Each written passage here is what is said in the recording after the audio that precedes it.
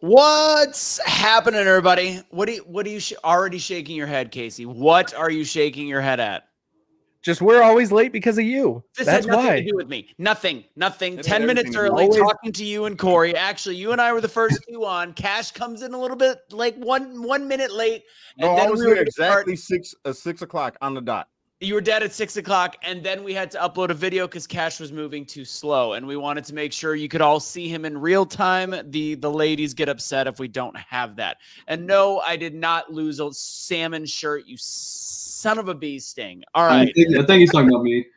Hey, Russo, No, you remember- I have a history of a salmon shirt that I wear, which ironically is my girlfriend's ex-boyfriend shirt because I don't care. I am strong in my masculinity. I don't care what shirts I wear. I don't That's care. right. That's right. Anyways, we've got a great show. We got a lot of stuff to talk about. Don't know what we're going to get to. It's all going to be done in under an hour. We're done no later than 7:10. Reminder tonight, after this, if you want to jump on our call about buying all American products, all made in America, vertically integrated, all the stuff. We'll talk about do our quick ad reads as we go along the show. But just put interested in the chat. We'll make sure to give you guys the Zoom for that. But freedomboxinfo.com, easiest way to talk about that. We'll get into all that stuff later. Let's first check in with what we got. We got Cash. He's already fallen asleep below me. We've got Casey on the show tonight. And if you remember from last evening, if you watched our 3-hour Joe Rogan-esque show, which I thought was fantastic, we've got Corey sitting lower side of the screen over there, and he is going to be maybe an opposing viewpoint, but we're not doing like last night. We are literally going to have a show the exact same way we typically do, but finally we've got somebody that's probably willing to oppose some of our views. We've got a lot going on. We're going to talk, what's the main stuff? We are talking about Transmission Day of Visibility and Easter falling on the same time. We'll talk a little bit more about the shooting from New York City, the police officer. We want to get into we keep talking about the terminology genocide with Israel and Gaza and Palestine, and then the Nickelodeon logo. Those are the guaranteed things we're talking about. I've got a whole bunch of other stuff that we're going to try to get into if we've got time. With that said, for the people that didn't watch last night, Corey, introduce your anti-fascist self. Corey, I am a longtime organizer and anti-fascist organizer. I'm also a part-time videographer and production grip gaffer and do a lot of director of photography work. I build stages, take down stages for different events, music events, and I play golf on the side. What do they have? The big event outside of Nashville is Bonnaroo, right? Yeah, that's in Manchester. Yep. Okay. All right. Yep. Cash, any fun news in your end of the world besides the fact you look like Mr. Rogers in that sweater?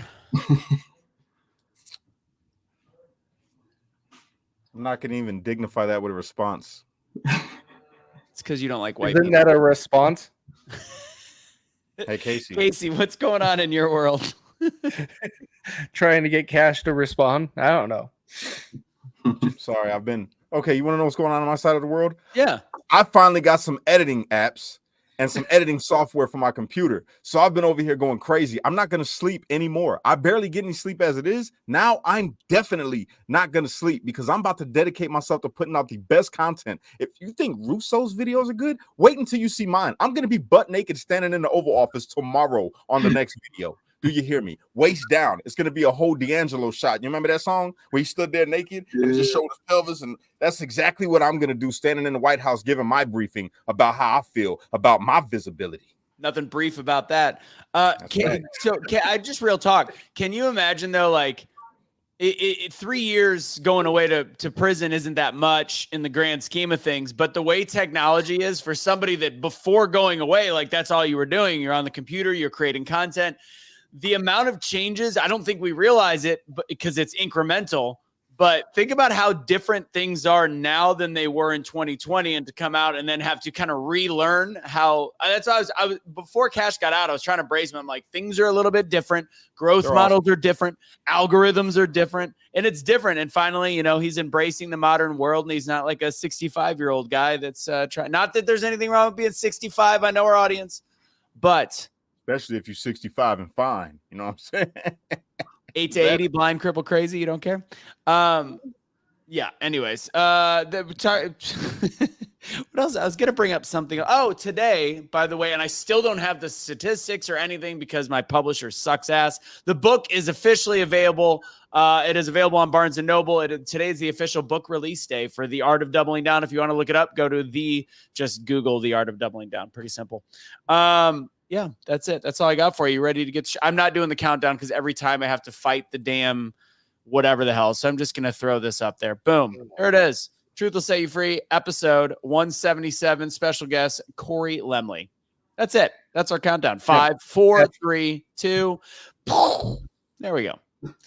Awesome. All right. Where do we want to start this show today? I think let's start since we just came off Easter. Your book shipped. Oh yeah, all the books shipped today. That's awesome. My boo shipped today. My boo. Your boo? That sounds like you got a mail order bride. Julie, you can kick me. You can maybe kick. Okay, you can kick butt. Okay, let's just start doing the show. We got a lot of topics to talk about. All right. So I mean, I've watched a wide variety of different people's opinions on the Trans Day of Visibility and Easter. A lot of people are like throwing this on Biden, and I think there's a gaffe. And we also talked about briefly Trump made a Bible last week, which I thought was a little weird. He's got a Declaration of Independence combined Bible that he is selling for like $69 or $79.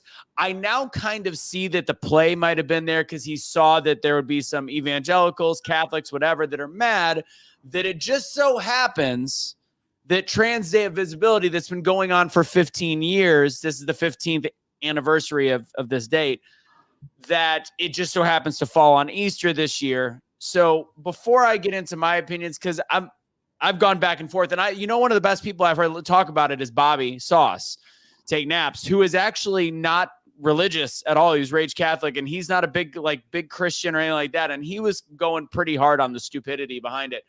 I'm going to go ahead, since I know Corey is currently a non-believer. He also, I think, is much more like, we're all supportive of the LGBTQ community, but he is very supportive of them. I just think we're more of a group of saying, do whatever you want. Who cares? But Corey, what are your thoughts on the Trans Day of Visibility? I got probably one of the most unpopular opinions on it. That'll piss off even my side to an extent. I feel like it's a very liberal concept to have holidays for, especially multiple holidays. It's one of those symbolic, kind of those very pointless symbolic actions that liberals tend to take, which is dedicate this day to this. Let's give this street name. Let's put, Black Lives Matter and paint on a street somewhere. It's just one of those things that it makes you feel accomplished, or it makes you feel like you've done something, but it's like one of the most minuscule things you could do as far as helping a certain demographic or a marginalized community. Doesn't do anything. Yeah, it doesn't do anything. Okay. It makes them feel like they've done something, but it's just. So your perspective is it's March 31st. Doesn't matter if it's March 31st, February 12th. It really doesn't matter. Why do we have all these days? Is kind of what you're saying. Right. Yeah. And it's not really helping anything. And it goes beyond holidays. It's just all the symbolic stuff of it, that just the meaningless, like, that makes you feel like you got a small W, and it doesn't really make any of like structural change. Doesn't do anything very to help the cause, really.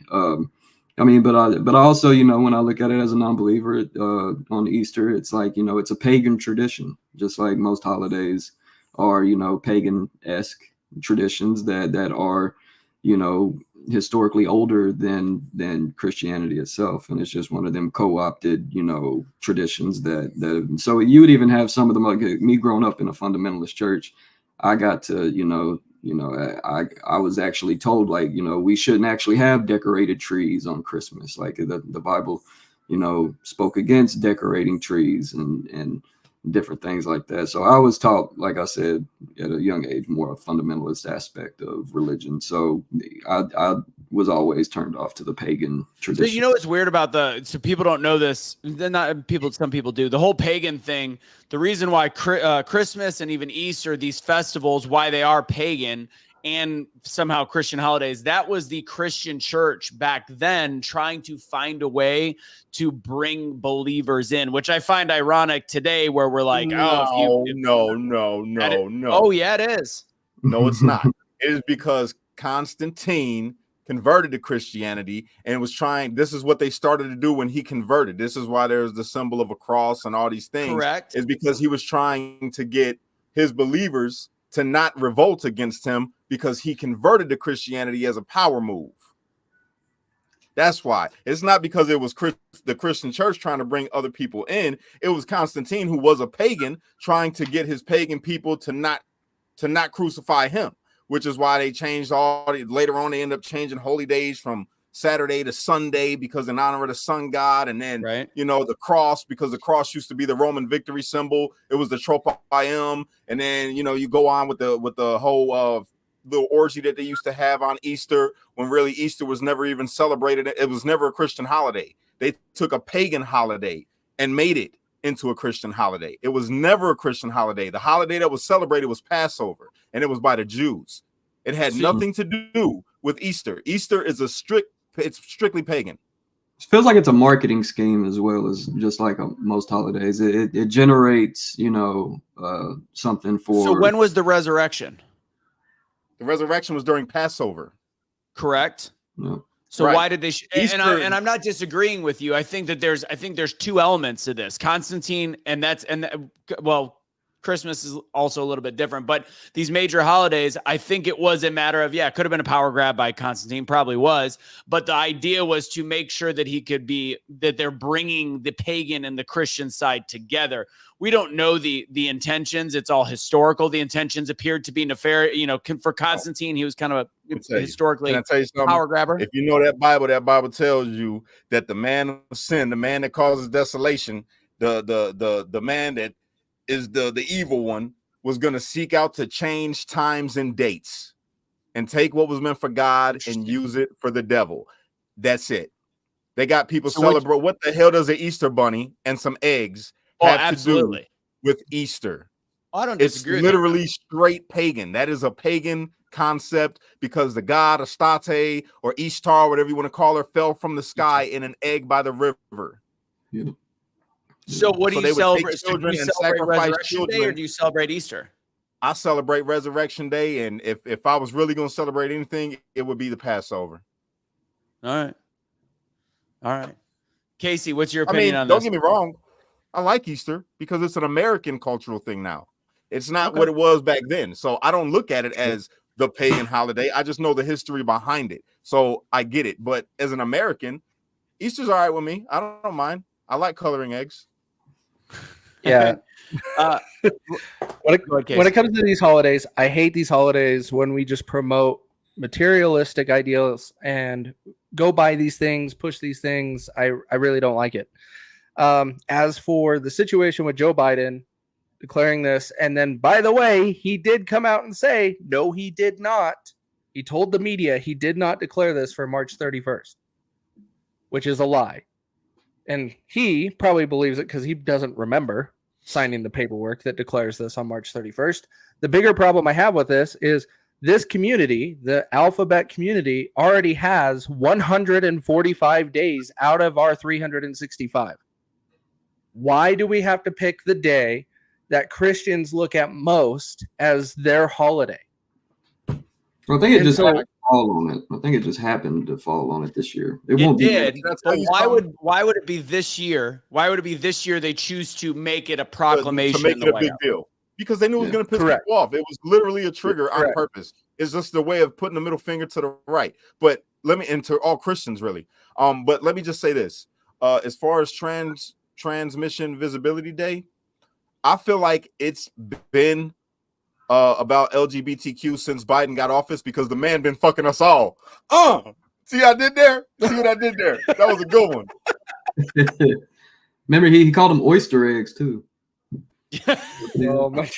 Oh hell. Okay. So ultimately, some people, I want to make sure people always know the truth because if you're gonna have these conversations, and somebody interestingly enough commented on one of my posts today about, you know, our show last night on the Daily Truth, and they were saying something like, you do tend to have far right-wing followers. And I'm like, if you were looking in the comments of last night's show, we've got pretty sensible middle ground followers for the most part that's doing that. So we don't have that radical side. So the side that I want to speak to are those that are going to be having the conversations with people. And there's a lot of misinformation, which starts from the fact that Joe Biden decided to make Transmission Visibility Day also the same day as Easter.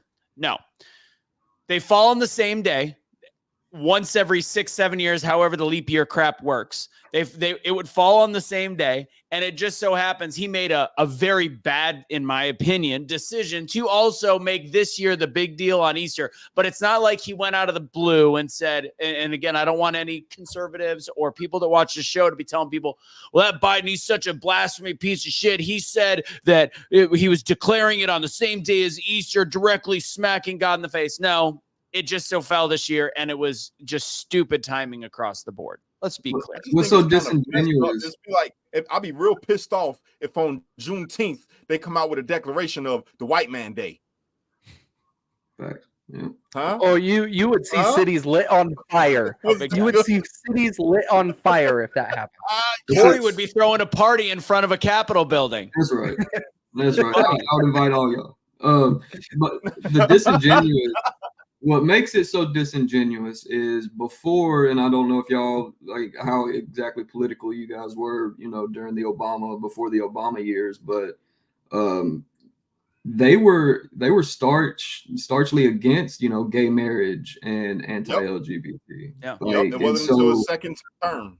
So the only term you can really think of is pandering. You know, it's the only term that comes to mind. So it does nothing. The votes. That's what the Democratic Party does, bro. He got elected and went so hard. This is how he got a lot of the conservative vote. Obama. He got a lot of Republicans to vote for him when he first ran. All right. Now, when he ran, he was against it. He was against the LGBTQ movement. He was not for it. None of that. Play no games. But then in his second year, the conservatives, are like, oh, this guy he might be from Kenya. And he might be the devil and all kinds of stuff, right? So then he's like, well, I want to change my position. I think I do support the LGBTQ plus movement, and I want to allow them to get married. And me and Michelle, we are very proud to say that we're going to let everybody get married because everybody deserves love. Everybody. Do you find it ironic that all the Democrats? Yeah, the whole first term when he was saying it's between a man and a woman, do you think he felt wrong on the inside knowing that? Anyways, all right. No. The DOMA Act, the Defense of Marriage Act, was actually a Clinton proposal or passed by Clinton back in 96. Yeah, the Democrat Party was always just as against gay marriage as the Republicans until right when they realized they could use it as a tool for elections. Yes, because they were white supremacists. Allegedly, the Democratic Party was the party of white supremacy. They weren't for none of that. They weren't for blacks marrying whites. They weren't for They weren't for integration. They wasn't for black people drinking from the white people's water fountain. They wasn't for none of it. None of it. But then all of a sudden, they come out in African shawls, get down on one knee in solidarity with all the black people in America, and everybody can love who they want, and everybody can get married, and we'll help you chop your dick off.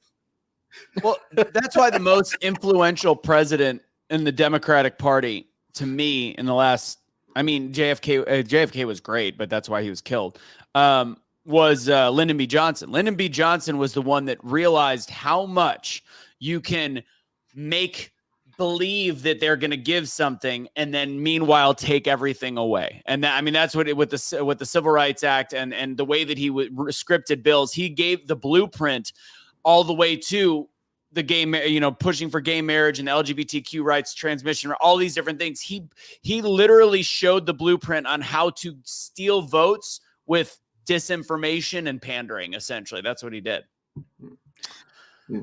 This might be where we I don't know. I know y'all probably had this debate more than a couple times. the Dixiecrat Party definitely by far was one of the most racist entities that has ever existed. 100% agree. Yeah. And the Dixiecrat Party could no longer thrive after the passing of the Civil Rights Act. Like there was really nowhere for, it was like, if we left the Democrat Party, because like when black folks were given the right to vote, they, in the South, like typically you were really only given one ballot. And in the South during that time period, you voted Democrat. That's the ballot you got. That's who you voted for when you could vote. And, so a lot of, I don't know if y'all know Richard Nixon's, one of his main strategists, Lee Atwater, came out in that New York Times article and said, how they used to chase people away from the ballot box and all types of stuff. Yeah, I read that. I can't remember exactly what it said word for word, but yeah, it goes deep into the history of the Dixiecrat Party, and that's why parties are just it's pointless, man. It's a joke now. It's MAGA or nothing. Yeah. All right, we're done with that. The transmission day of visibility. This one's a quick topic. Officer from New York. I think that this shows the week on crime, and this might even go into a little bit what I was going to bring up about. So Tucker Carlson. So I'm going to do two. The police officer that was killed by one gunshot in New York City, the city that you have the most strict gun laws, and just so happened a criminal had a gun. Shocking. Was shot once in what was supposed to be a routine should have been a routine pullover situation. Meanwhile, the guy also had a shiv stuck up his ass, keistered, which he was literally preparing to go to jail for God knows what. Probably because he had 21 priors, yet was still out doing whatever he wanted to do. So again, you can look at all of that. The interesting thing was, so Tucker Carlson was on Grant Cardone's 10X GrowthCon today, which was digital and it was free. So I watched it to see some of the speakers from the Speak Off up there. But I watched Tucker, who was a surprise guest, phenomenal to watch talk. And he talked about Russia. And he brought up the fact that it's absolutely insane that we shame Russia because they have a low GDP. And he's like, you could say whatever you want about Putin, get the politics out of it. He's a garbage human being. You could think whatever, but it's like we brag about how amazing our cities are and how advanced we are as people because we have all these rights. Yet you look at a place like Russia that does not have near as many rights as we do. But he says there's no homeless people. There's nobody in the street. There's no pandering. There's no, the crime is little to none.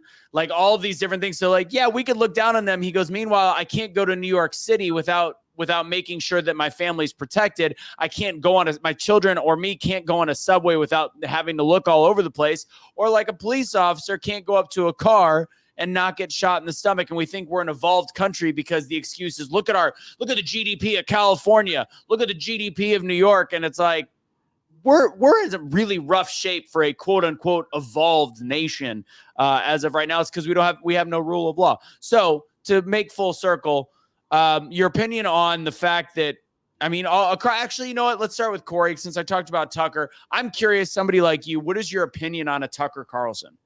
The Mr. Bowtie. I mean, it's really hard for me to like somebody like that just because he reminds me a lot of the people I went to private school with. Just one of those, I feel like he's a panderer too because he wasn't saying a lot of the stuff he was saying when he was on CNN Crossfire. Just kind of, it's kind of like a gradual elevation to becoming, like just a right wing commentator. But yeah, he apologizes though for his beliefs on Iraq and all of these things. Oh yeah. He slams the shit out of the right right now, especially now that he's off Fox. Even more so, he's definitely much more in favor of like. I respect when media figures are not bound by like even though I might not agree on Megyn Kelly or Tucker Carlson or anything. I think when you're not bound by the media, I think like I'd rather get unfiltered like perspectives. I don't like Tucker. You don't? No. Really? You know why? Why I don't like Tucker? Because when Tucker worked for Fox, he reported things that he didn't even believe were true, which means that you would do anything for money. You'll say anything for a paycheck. you didn't believe none of what you was talking about with the election, and you said it. They got your little text messages, and they blew you out the water with it. But yet you were reporting it as if you did. You were leading people to believe things that you didn't believe. Yeah. Talk about the Dominion thing and the election. No, that and about the election, how he was saying that he doesn't think that the election was stolen and all of that. Well, yeah, there was a lot of text messages. Even Hannity, I think, was I know on January 6th, Hannity was caught texting, I think, Rupert Murdoch or somebody about, or no, he was actually was it Mark Milley that they got with the text messages? I can't remember. I think it was actually a government official that they actually had Hannity texting. This is more Hannity. See, I think Tucker gets grouped in. Tucker had a couple messages where he's like, I don't believe it wasn't about he still believed there was election interference. And today he still talks about the fact that the election was quote unquote stolen because of the fact that if you can't have a free and fair election, if you don't have the equal exchange of information, if there's censorship in a free country, and he stood by that today. And I stand by that as well. He brought up obviously the amount of mail-in ballots and stuff that we just can't track, but he believes the election was stolen. He still to this day does. But it was the Dominion thing that was the issue. And he reported on it as to what Fox was telling him. And he sent a text message. He's like, I don't believe this. And he was the first Fox anchor to stop reporting that after, I believe, a week and a half. He goes, I'm not reporting on this anymore because I don't believe it's true. And he goes, I have to go back and revisit it. I used to love Tucker. I said I got to go back and revisit it. I used to love Tucker. I just ain't been ever since that when we were I think we were in DC still, and it all had came out, and we were all in DC. We were sitting in the jail because we used to, we want to watch Tucker or find out what's going on with Tucker. And when we heard that, we were like, "Fuck Tucker," you know what I'm saying? So it's like, we're all locked up because of January 6th, and then our beliefs, and then you got this dude reporting this stuff, adding fuel to us. We're like, yeah, fuck yeah, Tucker. And then all this stuff comes out of what he's texting, and we're like, this motherfucker. So it's like, yeah, go back and look into it, because a lot of the things Fox News has been trying to hang him for a lot of things. Fox News released a whole bunch of behind the scenes footage thinking that it's going to ruin Tucker. But then what did it do? The same thing that every time somebody goes after Trump, it just boosts his popularity. And so it sent Tucker through the roof. They leaked a whole bunch of backstage videos of him freaking out, but really it wasn't that big of a deal. It wasn't Bill O'Reilly. Right. No. But the part to look at is look at who's still at Fox and who's not. That's the part. Hannity is one that I've always not been a fan of, and this just solidified it for me. No. And he wears more makeup than God knows. To answer your question, I don't know if it was a full clip or the statements, because we weren't able to actually watch it. We only got to see the news that came through because we used to watch a lot of the War Room with Stephen Bannon. So, yeah. So, interestingly enough, and I know we're supposed to be talking about the police officer, which that's a huge tragedy, but I will say today, and Casey, you've heard me say this, I think Cash might have, Tucker used my exact line today while talking with Grant Cardone when he talked about pharmaceutical companies and mass and TV. He goes, I got to ask you something. He's like, why would there be all these commercials on TV? Because you go to your doctor and say that you want to try this XYZ pill. Nobody actually does that. The whole purpose is so they can spend their 70% of the advertising for all these stations so that the executives know that they can't talk bad about them on their news program. I go, damn it, Tucker, that's been my go-to line for the last year. I've been saying this. Anyways. You watched this stuff and stole it, bro. He did. He's been watching our shit. What were you going to say, Corey? As a caveat to what you were talking about gun laws, I'll just because I know we haven't even spoke about this, and there's a big discrepancy in political, the political sphere of guns, especially us on the left. I think having because right now we have a constitutional carry. I think that is the best law that any state could adopt, any municipality across the country. I feel like I don't mean to interrupt you, Corey. I got to though. You're about as far left as the heart. That's pretty far left. Depending on who we're talking about. In what world are you on the left, for God's sakes? Well, I mean, well, here's the thing. Even Karl Marx said that, no population should be disarmed unless through force. Pretty much like no. Let me actually. I need to go ahead and look that up. Yeah, look up Karl Marx gun quote. Yeah, so he said, under no pretext should arms and ammunition be surrendered. Any attempt to disarm the workers and people must be frustrated by force if necessary. Yes. So I mean, on the left, like there is like you have like Redneck Gun Revolt, or Redneck Revolt. You have the John Brown Gun Club. I'm a big proponent of the philosophies of John Brown, who was also a preacher and a devout. Are you talking about John Brown that went and massacred a bunch of slave owners? Yeah, at Harper's Ferry. Yeah, the raid. Well, we're on the same page, bro. Yeah, I love John Brown. I wish, like, and that's the thing. Like, the further left I went, though, the more I found, the many philosophers, many people in history that, were very pro-gun, very, revolutionary. And John Brown, like, and that's a crazy thing. Me being in the South, and people don't even know who he is. That's the crazy part. Yeah, I didn't even learn about him until my mid-20s, and it's just like we didn't learn about this guy in school, and it's like why wouldn't you teach about this guy? And he is. There. Yeah, I love it. Like John Brown is. He was they basically call that the dress rehearsal for the Civil War. Was the raid on Harper's Ferry, and taking weapons from the military to arm the slave rebellion was. And not even just that. He was so involved in the abolishment of slavery. People don't know that. And he was a white guy, by the way. People don't know this. He was so involved and so deeply believed his ideology that he even raised his children to be like that. When he died, his sons was killed before him. Yeah, there's a show that I think people should watch on Showtime, The Good Lord Bird. I don't know if you've seen it. It's played by Ethan Hawke. Ethan Hawke plays John Brown. It's a mini series. I mean, it's very it accurately depicts. You kind of remind me of Ethan Hawke, by the way. I can see being a little Ethan Hawke in some of his. Hey, that's my Training Day, man. Yeah, like a Training Day Ethan Hawke. I love it. So because we haven't given. Podcast called Yin Yang Twins, everybody. We haven't given the full thing just because we talked about gun laws, and that's kind of leading into it real quick because I don't want to stay on it too long. Obviously, it's a tragedy what happened in New York, and Corey, you can fill us in on your beliefs because it is a cop killed in the line of duty that, for all intents and purposes, seemed like a really good cop.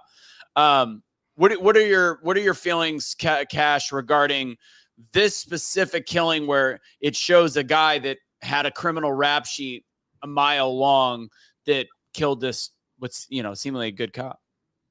I mean, it's unfortunate. It's just shit happens. It's messed up.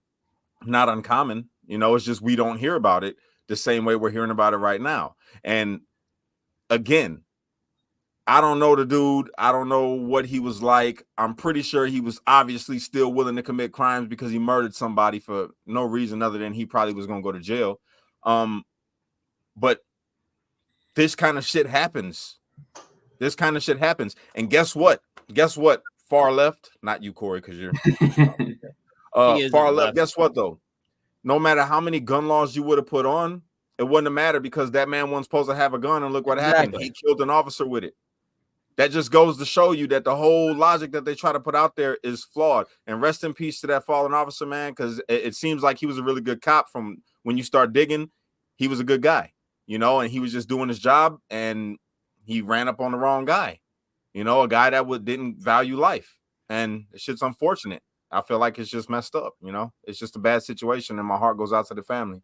And meanwhile, Biden, both families. And meanwhile, Biden brags about he's been the biggest advocate for gun laws right after this shooting of the police officer, which is ironic because it shows it does absolutely nothing. So, Casey, do you have anything to say? And then I got one last question on this topic for Corey. Other than that, he was out on $75,000 in bail for a gun possession charge. That's right. He's not out right now. He's in the hospital, right? Yeah. Right. But he was out at the time he shot the cop on a $75,000 bail. Which is why he on a gun possession charge. in his butthole. Was it on the bail fund from Joe Biden and Kamala Harris and Nancy Pelosi and all of them? No, it was BLM. Oh, I was just wondering. Legit, did BLM pay his bail? No, I'm I was kidding. gonna say that's the first time they gave money to a black guy. Corey, now I know we know you're, and for people that didn't watch last night, please, if there's any, just be kind to Corey. But Corey doesn't love law enforcement. In a situation like this, and I know you've had run-ins, even in your all the different things you have. I understand your reasons why you're not a huge fan of police officers. In a situation like this, where do you stand?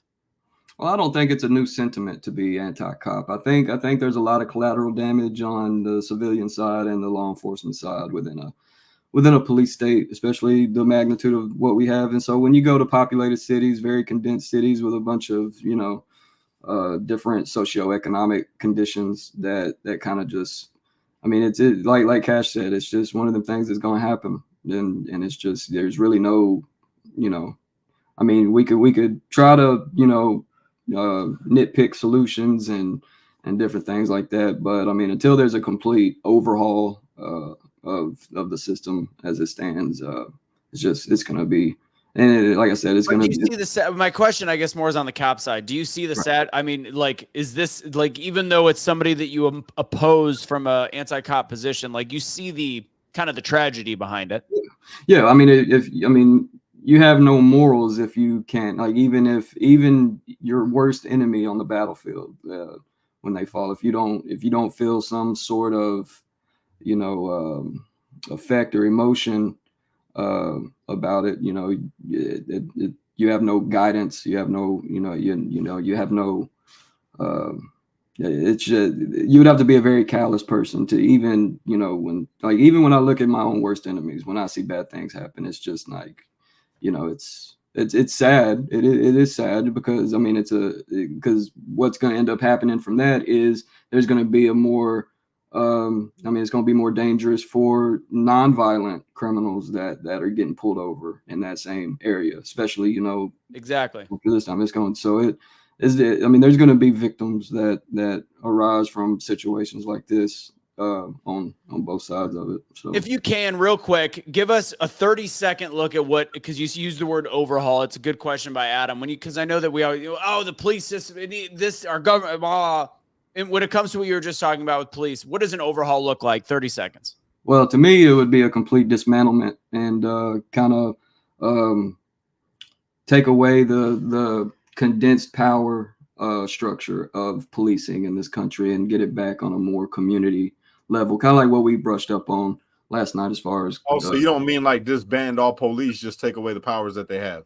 Well, take away you would have to dismantle the whole system and then rebuild it with a more, like if you have power condensed here, if you have that power like on a local. How do you do that without chaos erupting in the meantime? That's the needle that can't be threaded. Unfortunately, it would take a mass chaotic event to. What about having military intervention? Would you go for that? Hell no. I'm just asking. Well, within military, the military is also not a monolith, just like law enforcement, just like anything else. Like there will be people defecting from the military in a case of an event that big. Now, how much, I don't know. It could be half, it could be 30%, but it could be less than that. But there would, so you would still have, even within the military, whether it's the high ranking or even the low ranking military personnel, there would be. Can I just say, what I think would be a solution that would help the left and the right kind of come to terms with this whole thing? It would be to create a community-based oversight committee to where all of the complaints that are investigated go through the community and make sure that they're vetted and responsible community people. Well, we had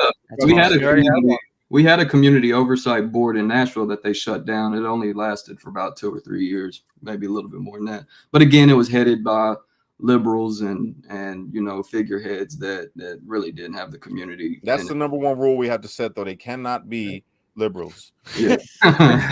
I'm losing name. But that's the thing. Like when the thing about community oversight is that even though the people would absolutely support that, the average people would absolutely support that, law enforcement would kind of like, oh, you're putting us further under a microscope, further scrutinizing, further. They should be.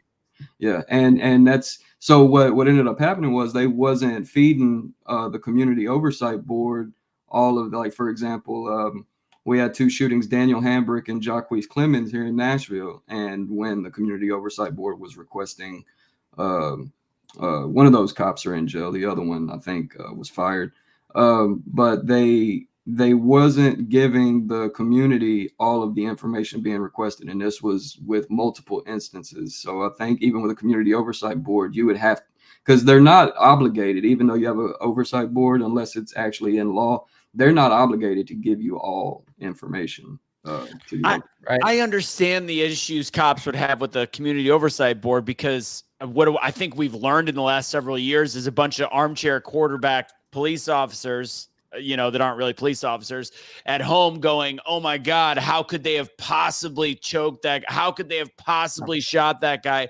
Not understanding the danger it provides. So I think the idea of a community oversight board is dangerous if we realize that, and I hate to say this, a lot of people are stupid. Like they don't have any logic whatsoever to like real life situations. They think that a police officer is playing a video game and their life isn't on the line and they're not going to make mistakes. But again, there does need to be some kind of oversight. So the question is how, and I don't think we've formulated that answer. Yes, we have. We disbanded it. We got rid of it in the United States. Guys, we had this in our country.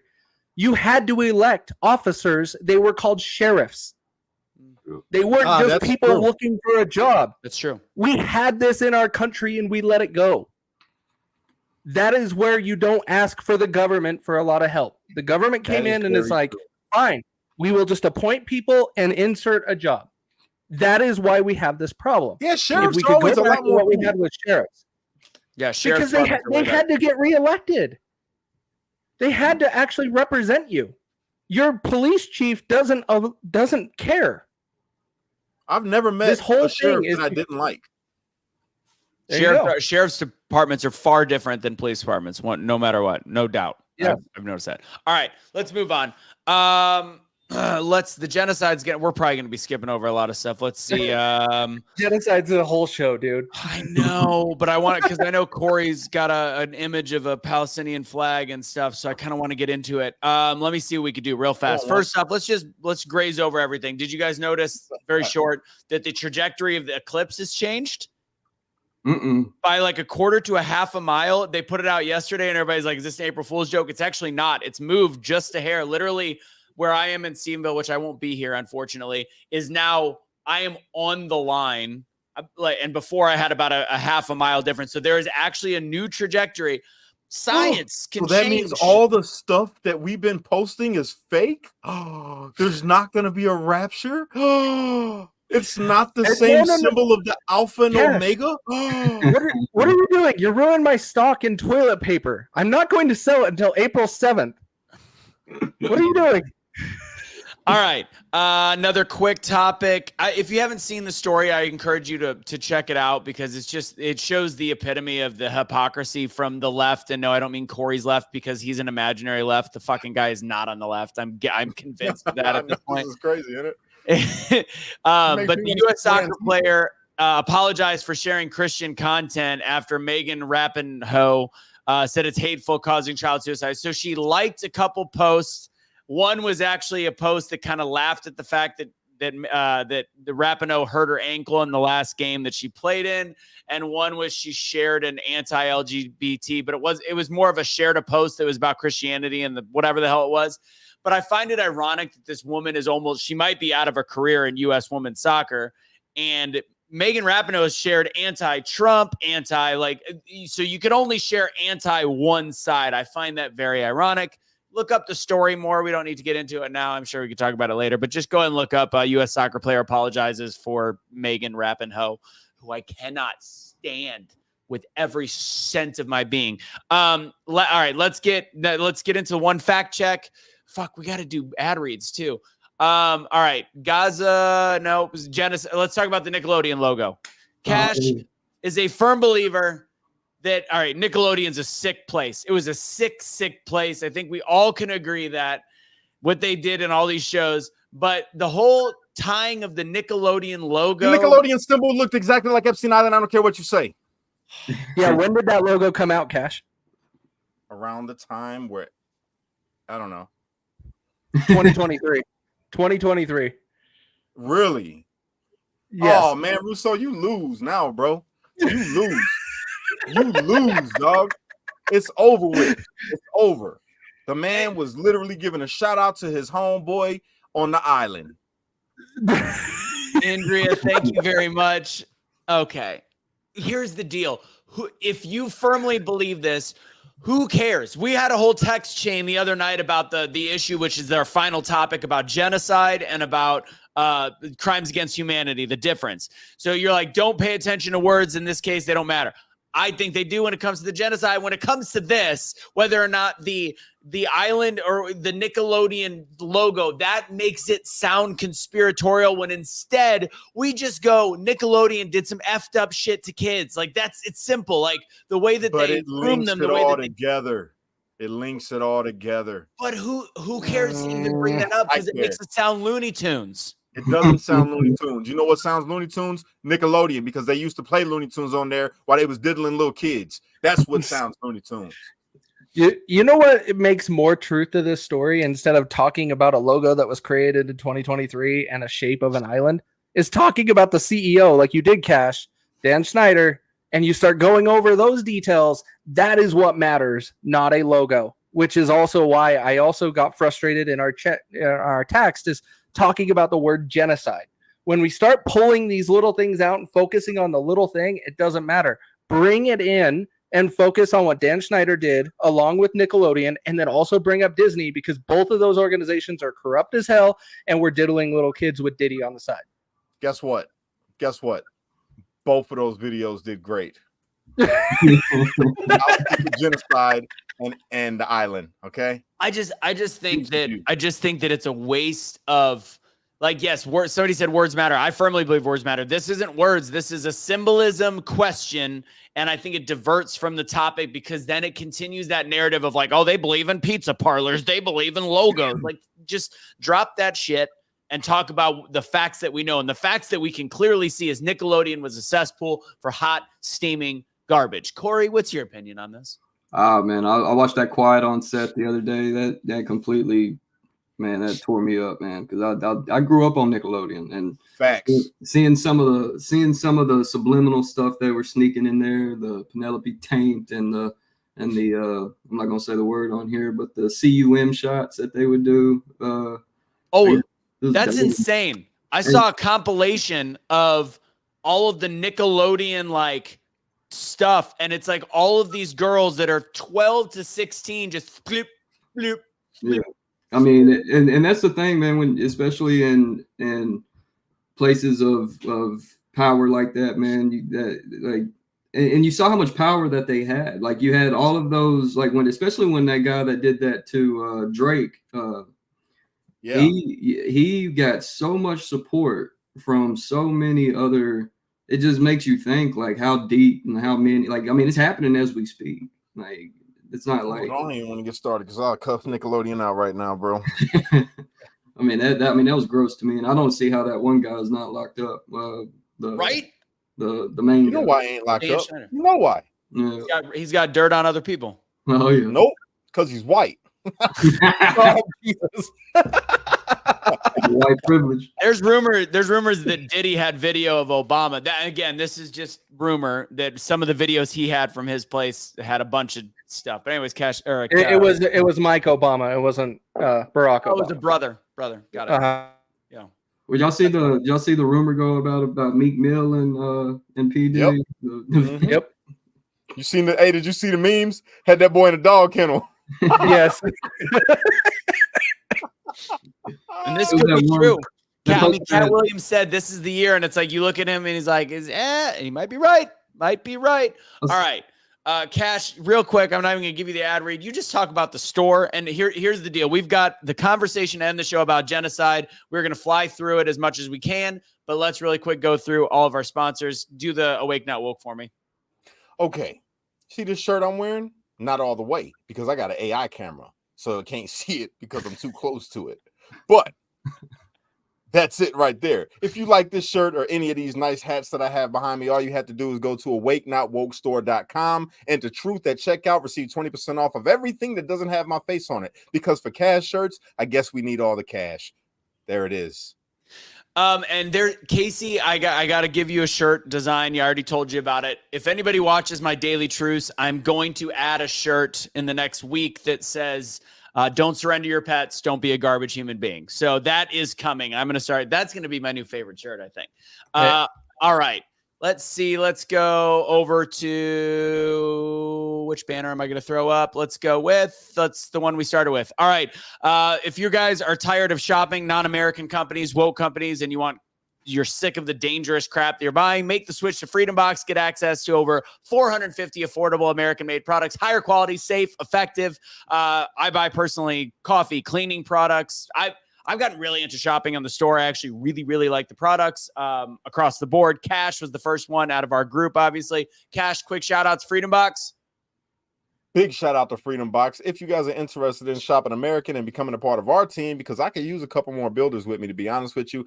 And I really love this. It's all American made products. Only 1% of it is made not in America, it's actually North America, Canada. We like Canada. Canada's all right. We like the people over there. They're kind of okay. Shout out to everybody just watching from Canada right now. Love you. And then the other thing is a mascara for the women. You know, we had to have something foreign and exotic for you, so it comes from Italy. But if you're interested in that, maybe you could earn your housewife or a stay-at-home mom or a stay-at-home dad. Then guess what? You can earn an income doing exactly what we're doing, which is just telling you about Freedom Box. Simple as that. There it is. And you just go to freedomboxinfo.com. But since we're doing our call right after this show, we're doing it at 7:30 Central Time. If you're interested, we'll just send you the link. Put interested in the actual comments, and we'll go ahead and send you the link. Last but not least, Casey, can you go to the banners on the bottom and throw up Century H2O? Water, guys, I'm making this quick. As we know, a lot of our health problems are not just from the jab and other bull crap that we put in our systems. Water is a big thing. We've been drinking out of plastic bottles forever. It's garbage. A lot of filters. Brita doesn't do what you think it does. It actually barely does anything. So we've got a product. Century H2O is a company that I partnered with. Very American company based out of Phoenix, Arizona. I forgot I got to go see him. I'm going to be in Phoenix this week for the Final Four. Anyways, so go to Century H2O. Use Russo 10% off at checkout. Again, that's Century H2O. Use Russo 10 at checkout. All right. Lastly, Grid Down, Chow Down. Boom. This stuff right here. Longtime food storage. This is strictly ground beef. We've partnered with an all-American based company. We actually get to meet the owners. They were on the show last week. I think it was last week or 2 weeks ago. Let's see. Grid Down, Chow Down. Go to griddownchowdown.com. Use Truth for 15% off. For now, it might be 10%, whatever it is. I think I told them to keep it at 15%. So 15%, and it will last 10 to 15 years as ground beef. All right. Let's finish this show strong. Okay. Strong. All right, let's do it. Let's talk about the genocide. Do it. Say it. Okay, so this is inspired by your guys' show the other night. You guys talked about Joe Rogan's comments, and Joe Rogan he never said it was a genocide. He understood it was like a genocide in many ways. Potato, tomato, bro. It's not, because there is, and I think this is why words are important, because the definition of genocide is questionable. A crime against humanity. The definition of genocide directly fits what the hell the Israeli government is doing to the Palestinians. Period. There's no dancing around it. So did the Palestinians also do that when they killed? No. There's never in history. Let me say it again. The Israeli government is doing to the Palestinians, not Hamas, not just soldiers, to the Palestinians, which is why it's genocide, because they're killing kids. Did the Palestinians, did Hamas commit genocide, which Hamas is, although it was voted in 20 years ago, over 20 years ago. Yes, they did. So they committed genocide against the Jews. A genocidal war going on over there. They're trying to wipe each other off based off of their ethnicity. Yes, it's a genocide. So you'll call it a genocidal war. So it's not a one-sided genocide. No, it's a genocidal war. Well, that changes things, but I still think it's tough to say that when one side is retaliating. Hamas literally tells you they want to kill all the Jews from the river to the sea. That's genocide. Israel says, no, we don't want to kill all of them. Boom, kill a whole bunch of kids. Boom, kill a whole bunch of people that ain't even got nothing to do with the war. Boom, kill a whole bunch of people that they weren't allowed to leave the fucking the little strip or whatever. It's bullshit. They're both genocidal maniacs. Both of them governments are fucked, and I digress. I'd rather call it a crime against humanity, personally, what they're doing. But Corey, go ahead. I'll say this. So a lot of people use the human shield argument as far as this goes. The irony of it is that the kibbutz that were actually put closer to Gaza is pretty much a project for the poor Israeli Jewish community, which kind of, and it's kind of like you have, so you put what I guess they would call, or what people would perceive it as, the most vulnerable and the collateral damage closer to the line of fire. The fact that it's an occupational government that controls everything, that, I mean, because they even have a different court system set up for Palestinians. Like, it's a military court, and in Israel you have a civil court, and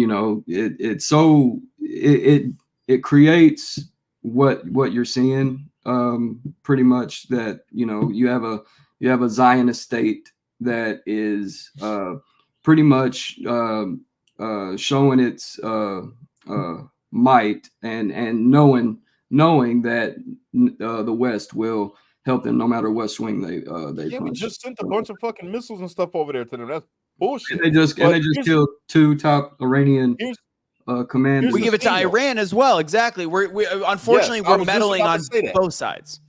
Yes, but check it out. Here's the thing. Just so everybody understands this, I don't like either one of them governments. I love the Israeli people because they're under a fucked up government.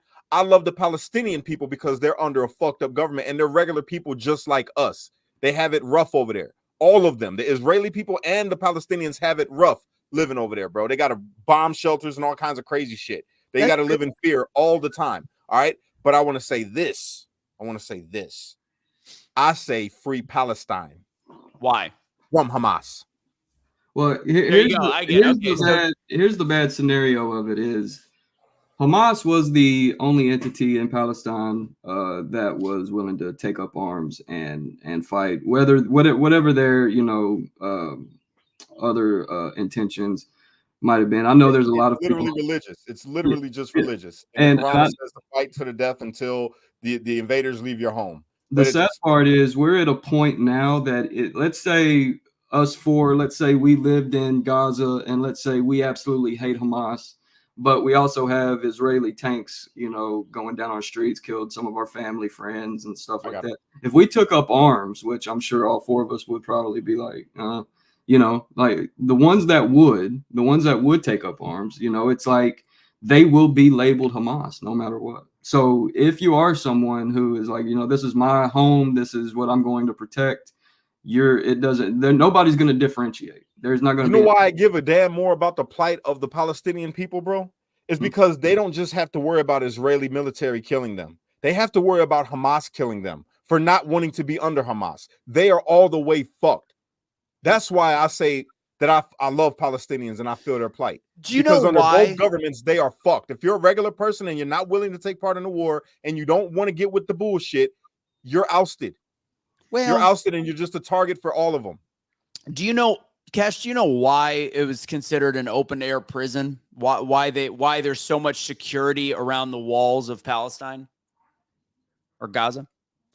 Because of the fact they could not differentiate the suicide bombers, the jihadists coming out, because they were in such a high percentage, and Israel was actually protecting themselves from them. And I'm going to preface this with, I think Israeli government is fucking garbage.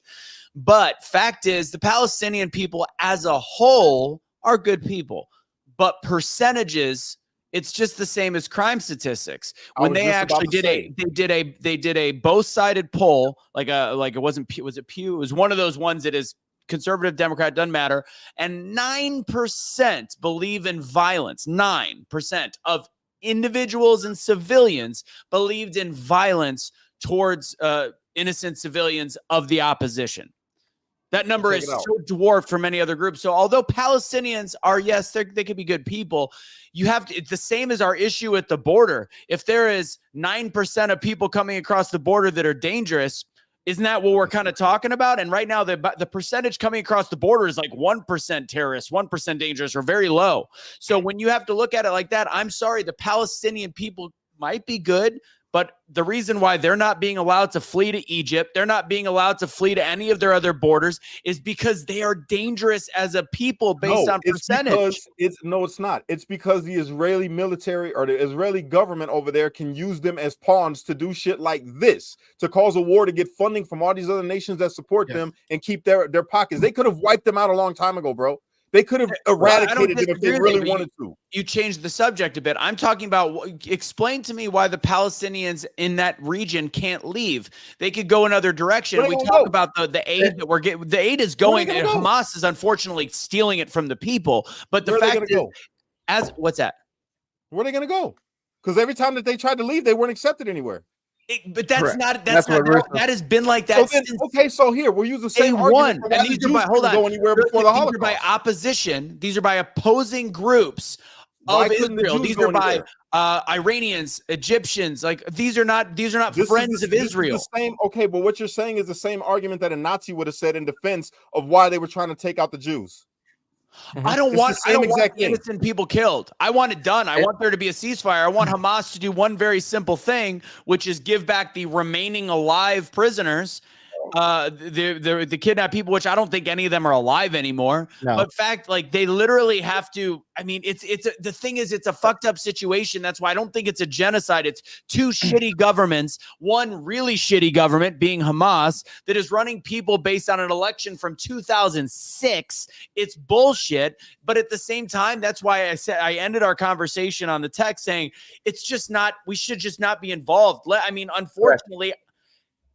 I can't care about something that is unfixable when these people can't fix it themselves. No, but you can choose like where you're bringing highlight to the problem. There is over 200 governments in this world. There is 3 governments in this world that is fighting for their people. That is El Salvador, that is Argentina now with Milei, and Iceland. All the other governments I consider corrupt. They're not serving their people. Correct. And Israel is just as bad as others. They are a first world country taking on not a first world country. Israel could have wiped them out. Israel was in a surplus of money, and we're still funneling billions to them. We are playing both sides, as we talked about before. All we need to be talking about is the actual problem, not the definition of a word.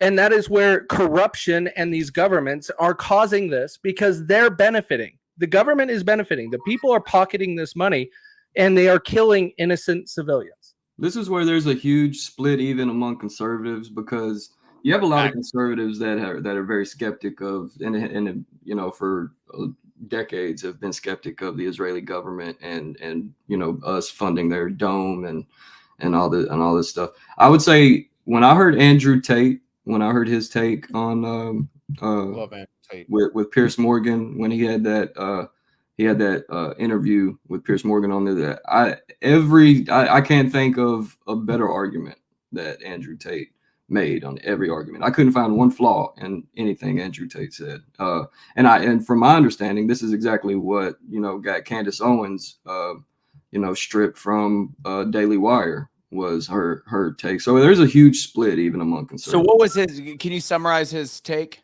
Some of his pretty much, you know, just saying that it was pretty like, what do you expect a group of people to do that are under such under such oppression? I mean, it would be very dismissive and very it's just what you would expect. I mean, it's what we would expect of ourselves. You know, I mean, if I mean, honestly, we even experienced it when we were under British rule. I mean, there was 3% of the nation that took up arms and went to war, and that's just kind of what.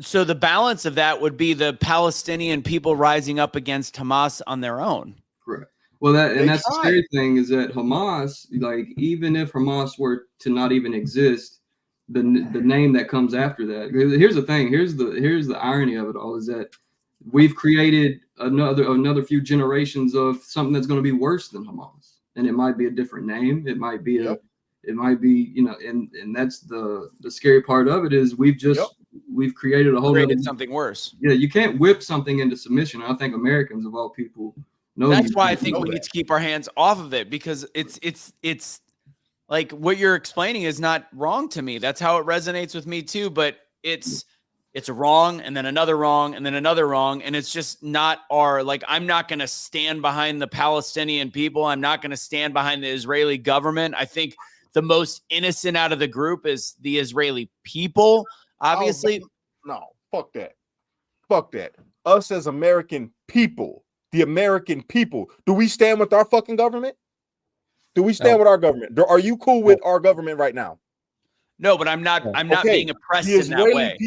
The Israeli people that are regular average motherfuckers like us don't stand with their government. The Palestinians who are regular average motherfuckers over there don't stand with their government. We should stand in solidarity with the Israeli people and the Palestinian people that reject this fucked up war. What does standing in solidarity mean? What can we do to fix it? Standing in solidarity is like having 145 days for transmission. I stand with Israel. I stand with Palestine. Fuck that. We stand for freedom, justice, and liberty for all. But they're not going to get it. That's the thing. Like that. It's a pipe dream to think. It's a pipe dream to think that we're going to have any effect. It's a sad situation. If somebody could give me a practical way to help, like, great. But at the same time, we've got veterans on our streets that are homeless. We've got so many issues we've got a broken southern border. It's just the same as Ukraine. There's some sad things happening in Ukraine. I can't care about everything. Okay. So and honestly, look, I get that. But if you're saying that, then why don't we say anything about these motherfuckers over here? Not just Biden. Why not call out the cities where a mayor has? We do. That's what we're doing. We do that every week on this show. But I'm saying that's we need to go harder. Then, if we care about that more than everything else, then we need to go harder on getting this shit out to the open. Look, this congressman's fucked up and he's a Republican. This one's a Democrat. This is a mayor in this city that allows this shit to happen, and he's a Democrat, and this one's a Republican, and this is the city council. Oh, this is the treasurer over here. Let's find out where the money's going. Let's do all those things. But that's we do. Yes. That, I mean, great. But what does that have to do with the conversation about Israel, genocide, all this stuff, and Palestine? I was just saying we are being told.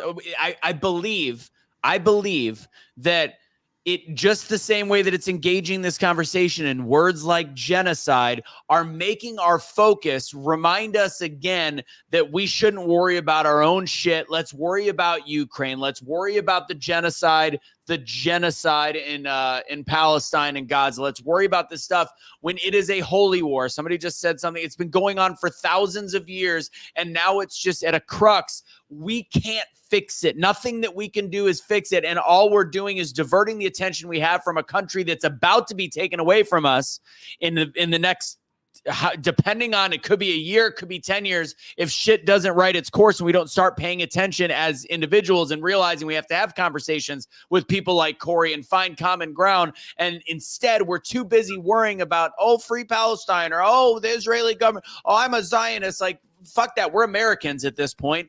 And unfortunately, what's happening over there can't be controlled by anything that we do. And our government's going to continue to be corrupt and send bullshit over there. And that's the unfortunate thing. The more that we pander on the internet and say, oh, these poor people, the more the government goes, we got them. I'm going to keep sending millions and billions of dollars over there. That's why we have to stop talking about this bullshit.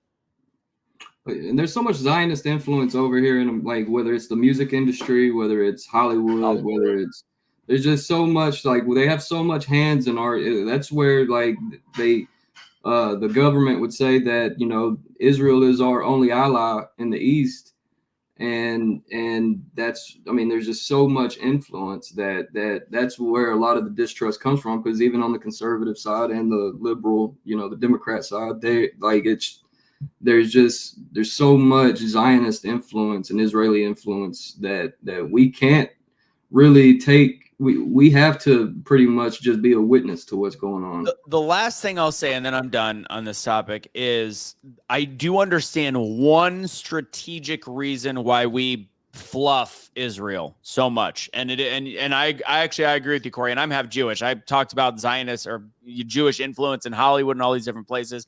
And I've always said that there's a little bit of an issue there. But when it comes to strategic strongholds in the Middle East, which is obviously a very volatile region, that is why we do need to put a little bit of stock in Israel. I think what is going on is garbage, but I understand strategically why we need to stay friends with Israel, because they are the most they have the highest level of intelligence in that region. And if they are our ally, it allows us to be a little bit more hands-off in this country. So I understand that. Doesn't change how shitty this whole thing is, but I do understand the strategy there. We definitely need to keep the strategy doesn't matter. You're having a first world country take on a not even a third world country. Israel has the power just to wipe them off the map if they want. But because Israel is part of the bigger government around the world that I just highlighted, they're not going to do it, because this allows conflict to continue and big government to keep oppressing people and to keep people distracted. What you need to be doing if you want to right this ship is start electing people to make the right changes, just like what Argentina did, just like what El Salvador did. Iceland kicking out all of the central bankers and setting up their own banking system within their own country to tell the government to go fuck themselves. That is how we start changing these things, instead of picking sides that the media wants you to do. Which is why I'm not picking a side. So I'm standing with the people. I pick my side. I'm always going to stand with the people everywhere, all around the world. They're not going to see you, though, because you're so short. All around the world. What'd you say? So they're not going to see you if you're standing with them, though, because you're too short. Well, then I'll lay down so I can cast the shadow. Oh, dick joke. That's how we're going to end the conversation. All right. Who wants to let's have Corey, you go first. I think you're going to be busy next week, but you are invited any Tuesday we can have you, I believe, from this point forward. You got it. You send the link. I'm there, man. Hell yeah. Sounds good. Let's see, Casey. Just pay attention to what's going on in your government. Canadians, I see our Canadian that's in the comments here. David, I see you in here. You guys need a lot of help, but you guys are rising up right now and revolting, and I am proud of you. You guys need to keep doing that, because Trudeau. That's a funny Trudeau joke. is a terrorist. What? No, that joke he said. Yeah, that was funny because I used that joke on Sunday Funday. Remember? Oh, yes. Yeah. Cash, final words. Yeah, man. Yo, I love all of y'all, man. I don't care if you're a Democrat, a Republican, liberal, conservative, black, white, red, yellow. I don't give a damn. Muslim, Jew, Christian, atheist. I don't care. If you're here and you want better and you stand against corruption, you're not out here believing the fucked up things that these people say, and you just want something right for life, for you and your family, and you're on the side of good, then I stand with you. You know what I'm saying? And that's how I'm always going to stand. And, you know, I hope that me being Mr. Chocolate MAGA doesn't offend you, baby. Jesus. Cash, before I forgot to mention this. That was what I was going to bring up in the beginning of the show. Do we mention the fact that you had a change of Facebook relationship status? No. Oh, we don't. Are you in an abusive relationship with the government too? I'm actually I'm in a relationship with God. And we're just gonna leave it like that because Russo shouldn't be talking like this right now. You put me on the spot. Okay.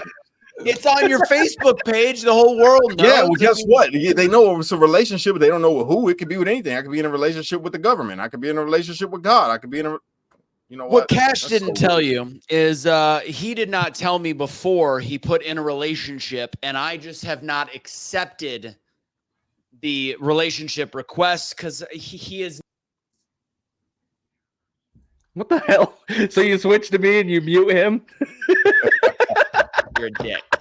This is why I don't accept. This is why I don't accept the relationship request, Cash. This is why. No. So let's clear this out. Who's the bottom between you two? I wouldn't be able to walk if I was the bottom. Anyways, all right. That's facts. Oh, it's gone off the rails. I do want to thank one last time, Andrea. You're a rock star. Appreciate it. We are going to be on our call now in 7 minutes. God knows I'm never going to get any meal or dinner before these. So if you are interested, and Adam, I think you're still in the comments, just go ahead and throw in the Zoom link if you can. And let's go ahead and get the show. We'll go ahead and get the Zoom started right after this. So, Adam, if you're there, Zoom link. If not, Cash, take us out. Unite, don't fight. Be a street light, because only you can be the change you wish to see in the world. And when you get too stressed out, you got to remember to pray, America, because without God, everything falls apart. That's a fact. Woo. Woo. Yes, brother. I feel like I should warn Corey that I don't always end the show right now because you never know what somebody from Antifa is going to say. Like he might all of a sudden just be like, I'm taking over the government. Get a knock on the door. White Christian nationalist men are the problem in this country. We need to shoot their faces off, metaphorically. You can't. The one thing you can't say, you managed to say, Cash. Jiminy, shoot their face off with the cream from the Nickelodeon shows. I said metaphorically. Jesus. Oh, this just took a weird turn. Sorry, Pawpaw. I wasn't talking about you, Pawpaw. Rest in heaven.